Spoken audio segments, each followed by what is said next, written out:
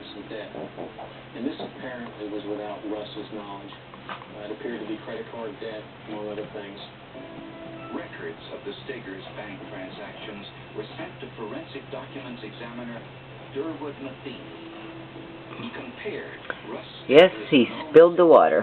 to signatures found on that second bank loan, as well as his will, which had been revised only months before his death. They brought to me Something under that cabinet he really wants. another document that they're signed with the name Russell Steger, but that it was not his signature. On the will, I determined that the simulation of And he returns to the scene of the crime. If Russ Steger hadn't signed these documents, who did?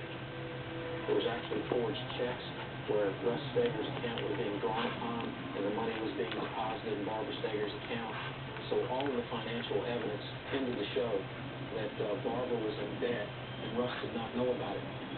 The beneficiary of the forged life insurance policy with a payout of $170,000 was none other than his wife, Barbara Steger.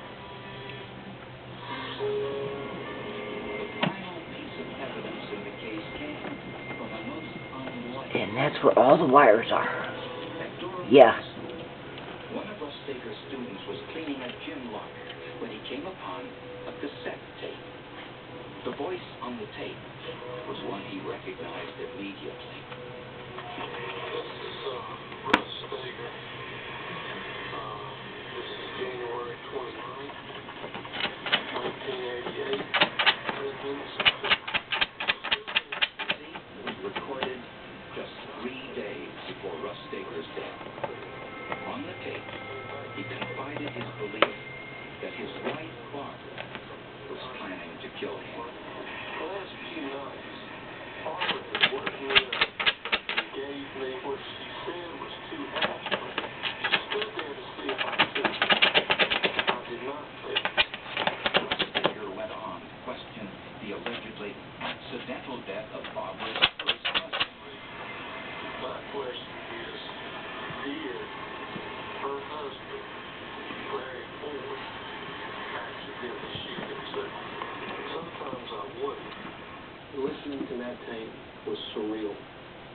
I had never, ever experienced anything quite like that in prosecution, where you try a case, person for homicide, and yet the victim, who you represent, who has no voice in the courtroom, Get is now out. telling you what he is Good boy. Good